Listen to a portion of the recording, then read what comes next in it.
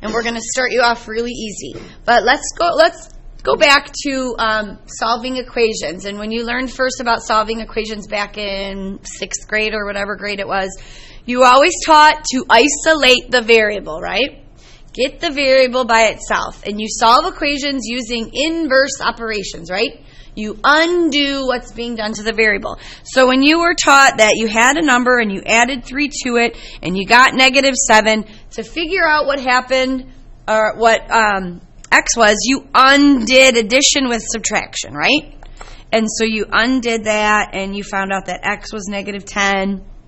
Or let's say you had a number and you divided it by 5 and you got 7. What number did you start with? Well, you undid what was being done to the variable, and if the variable was being divided by 5, you undid it by multiplying it by 5, right? So that's the concept of inverse operations.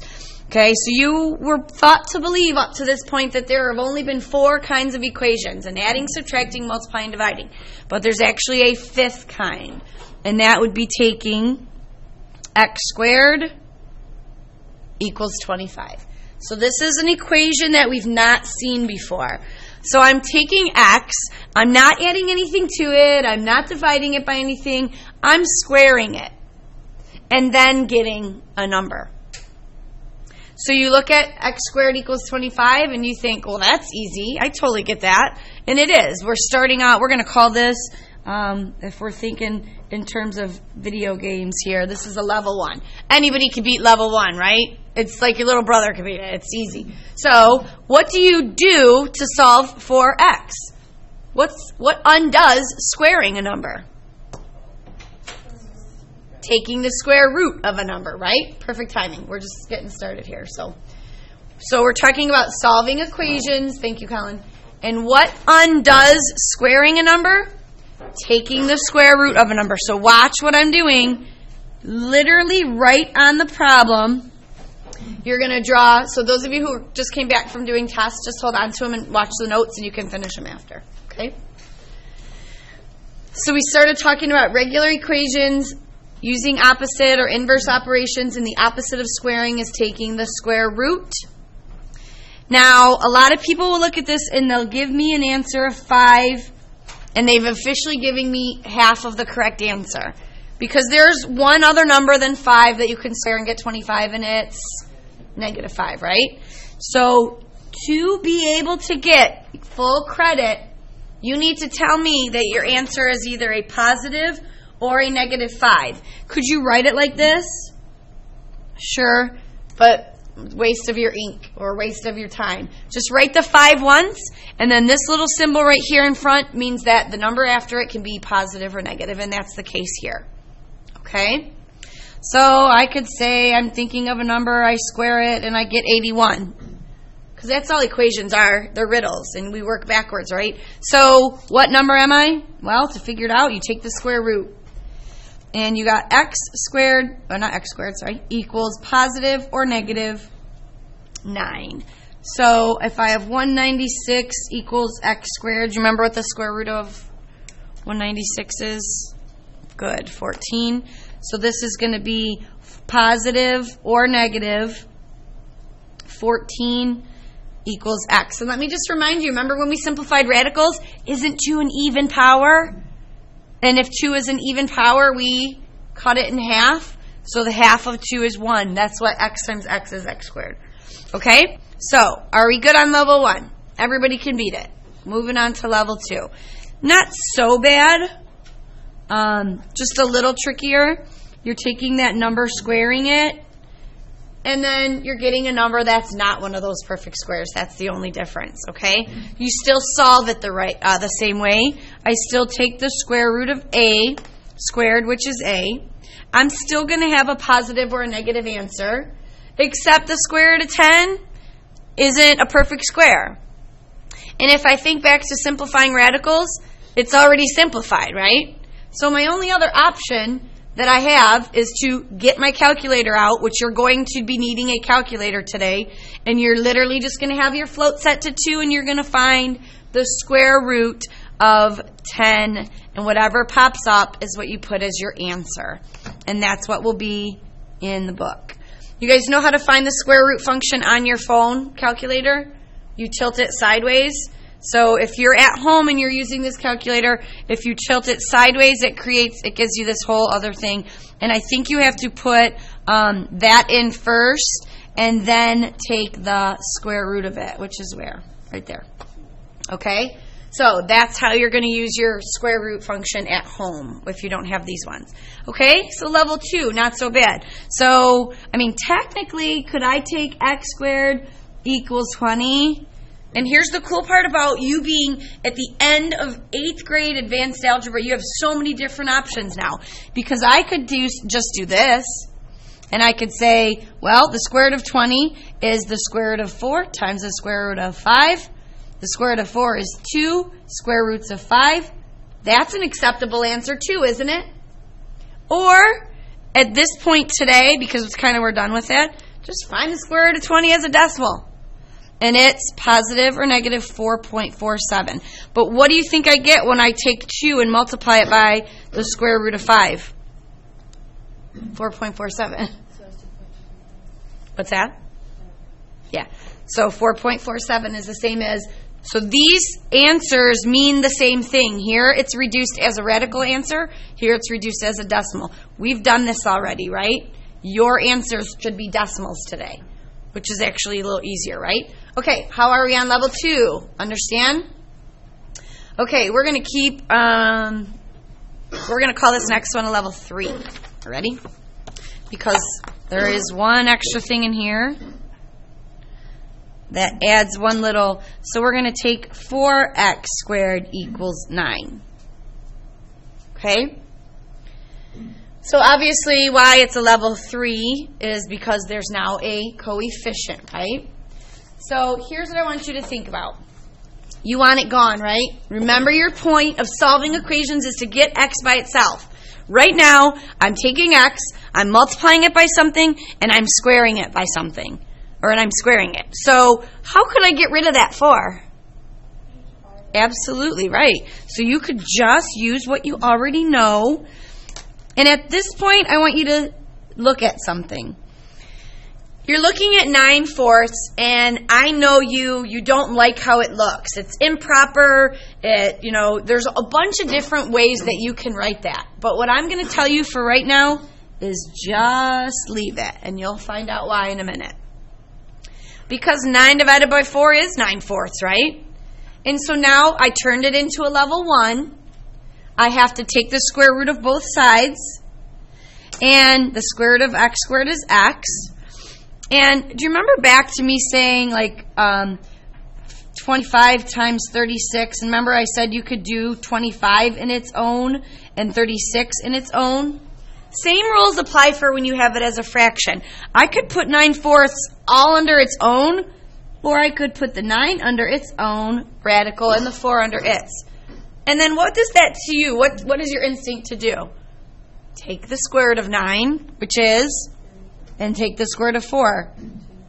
And don't forget that it can be a positive or a negative 3/2. And that will be your answer. That will be in the book, and that's totally acceptable. Do you even need to change it to positive or negative 1.5? 1.5? Nope. That's totally fine. Okay? So that is a little trickier there. How about this one? 49x squared equals 16. So step 1 in solving for x is to divide by the coefficient because it's canceling out your multiplication, which leaves you with x squared equals, I know it looks ugly, but 16/49ths. They're both perfect squares, so it's going to work out okay because the square root of x squared is x, and the square root of 16/49ths is it's either a positive or negative 4/7, and you're good to go. Okay, understand level 3, because there's one more level.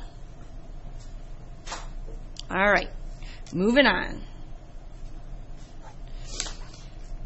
X minus 2 squared minus 9 equals 0.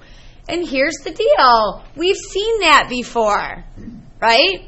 That is a quadratic function in vertex form. What's the vertex? 2, -9, right? That's my vertex. Could I find the zeros? Yes, I could take the zeros, I could add them together, I could find halfway, I could do everything we just did.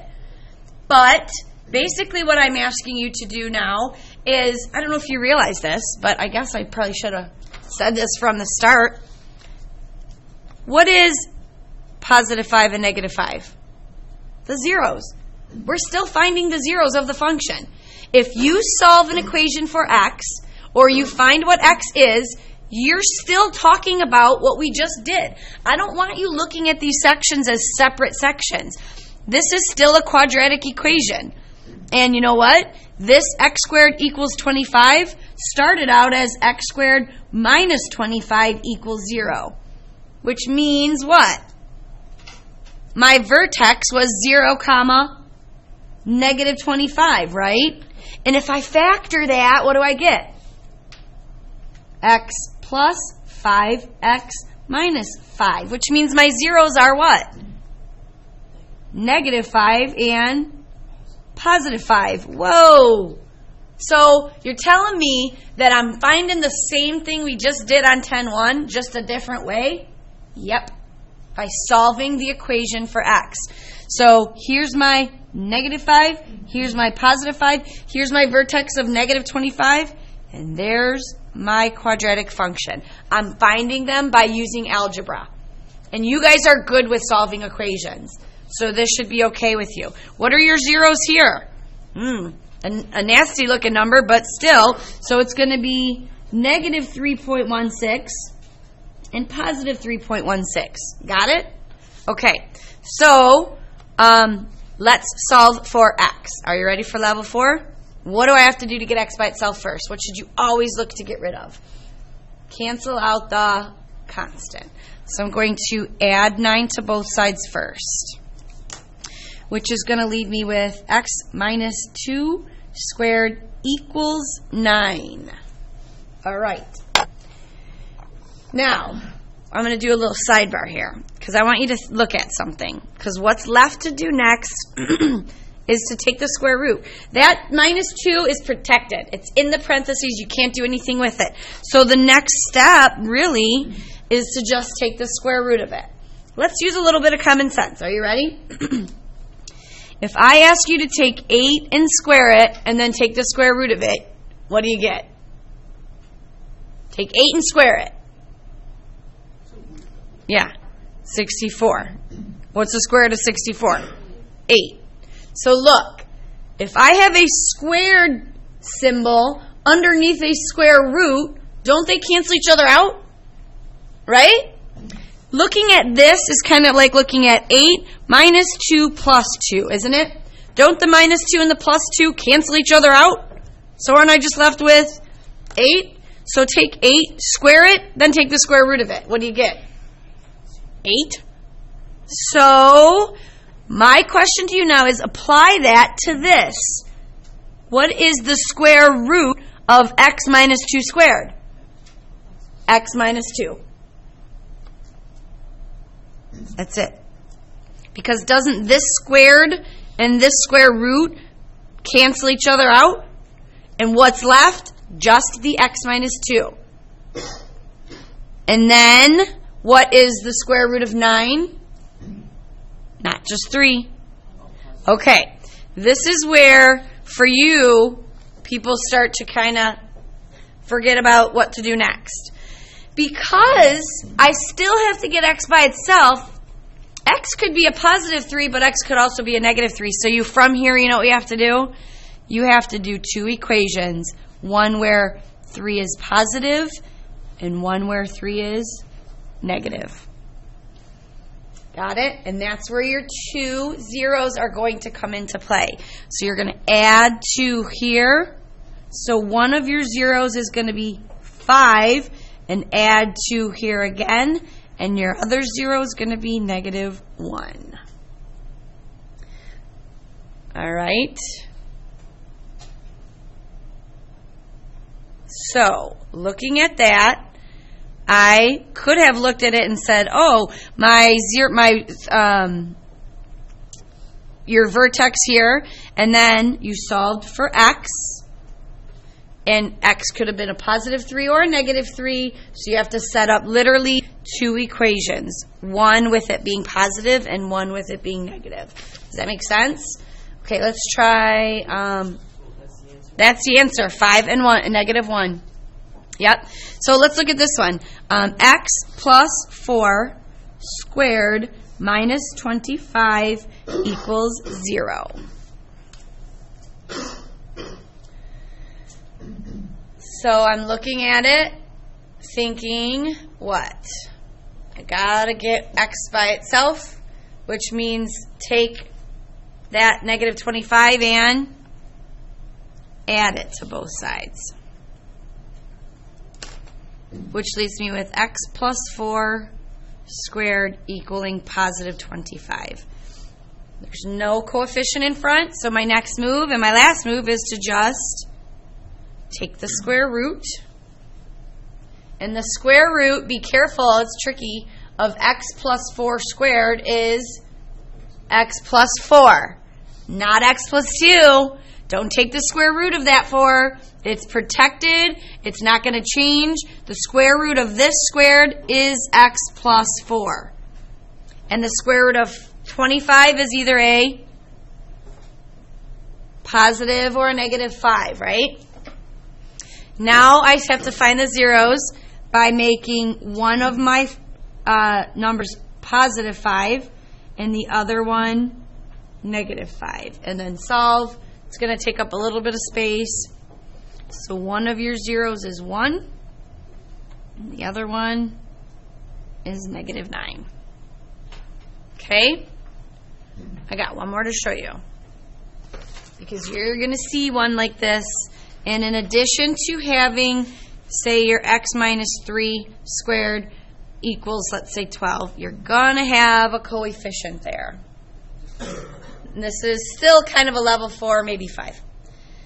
So the first difference you see is that you don't have to cancel out the constant. It wasn't already over there. But I still want you to see that if it was, do you remember the first day we ever did those shifts on the calculator? The vertex is going to be at 3, negative 12. It's going to open upward. And that 6 means it's going to what? Stretch or compress? Compress, right? But anyways, I need to get x by itself, so the 12 got put over here, right? I want to get rid of that 6, and I'm multiplying that parentheses. So Billy said it earlier. What should we do? Divide the whole thing by 6, which cancels it out, which leaves me with that, and 12 divided by 6 is 2.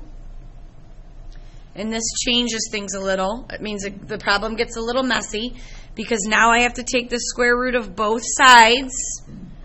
And the square root of x minus 3 squared is just x minus 3. And the square root of 2 is a positive or negative 1.41. And you'll use your calculator for that. And I'm still not done because I have to treat this as 1.41 being positive and 1.41 being negative. That 3 doesn't change, does it? Mm-mm. So now what this means is this one you can do easily enough because you have $3 added to $1.41. That means you have $4. And then this one, you just use your calculator or just subtract. You're going to take the sign of the larger. If you can figure out making change in your head, then do it. Okay. So here's what I sent a text. Did you guys get it? Second hour or first hour? I was afraid that. But here's what your answers are going to look like. I sent you the answer key on Remind. So you should have it. And some of your answers will be positive or negative whole numbers. Some will be positive or negative decimals. Some will be that fraction, you know how you divided by that coefficient. Others will be different, like totally different, like we just did this one, 4.41, 1.59.